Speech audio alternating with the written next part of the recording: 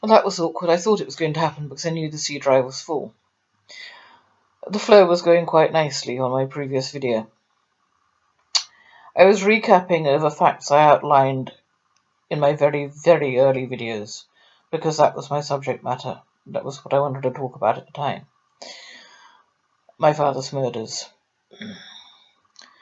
Yesterday, as I said on the video I've just been talking on, yesterday I outlined the visible facts, the facts that cannot be disputed, of Fiona's death. The inquest notes, one man who was there, a man who was himself subsequently murdered by a UDA hitman named Samuel McKinley. So let's go through that again. My father's stepdaughter was murdered. He must have been present. I'll go into that in a second.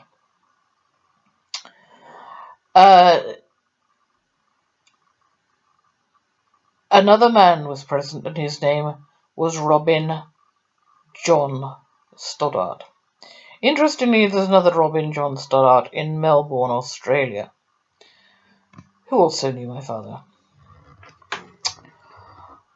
Anyway, more interestingly, because these are the facts I could pin down, Robin John Stoddart was murdered 2 years after Fiona by a UDA hitman named Samuel McKinley, who, the last I knew, was doing life in Lisburn, Belfast. Now, he murdered Robin Stoddart in the traditional UDA fashion, or as near as he could get. Apparently their method is normally to shoot a person in the thigh, and they exsanguinate, they bleed to death from the thigh wound. Well, I can only assume that in Southampton, where he was at the time that he killed Robin Stoddart, Samuel McKinley did not have a gun. He used a knife.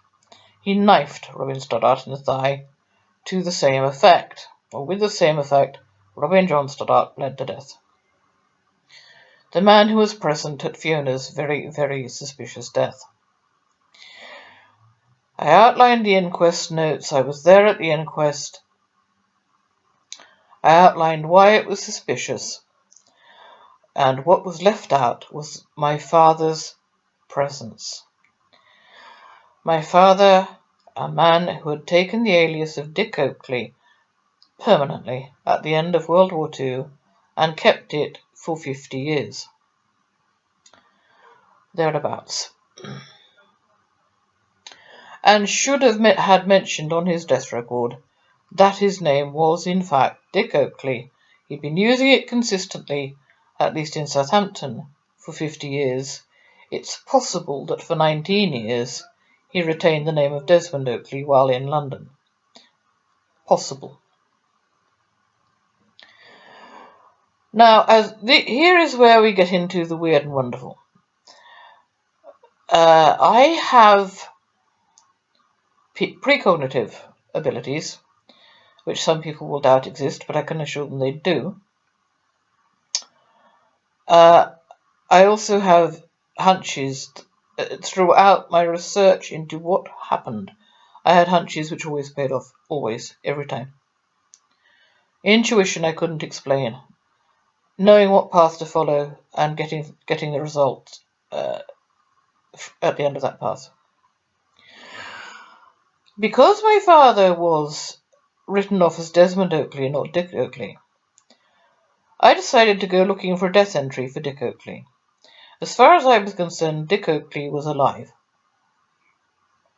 I didn't expect to find it, of course, or if I'd found it at all, I would have expected it to be the alias of a man named Richard, which would be perfectly natural and normal. Dick is an abbreviation of Richard. It's not an abbreviation of Desmond. And I even seem to know in what year to go looking. These entries appear on microfiche after about 9 or 10 years. I started looking in 2010/11, and Dick Oakley died in the year 2000. So the microfiche entry had not been there for very long at the time that I found it. And what was so absolutely wonderful about that was that it was clearly stated on the entry that Dick Oakley was his alias, not his real name. However, his real name was apparently Herbert Frederick Oakley.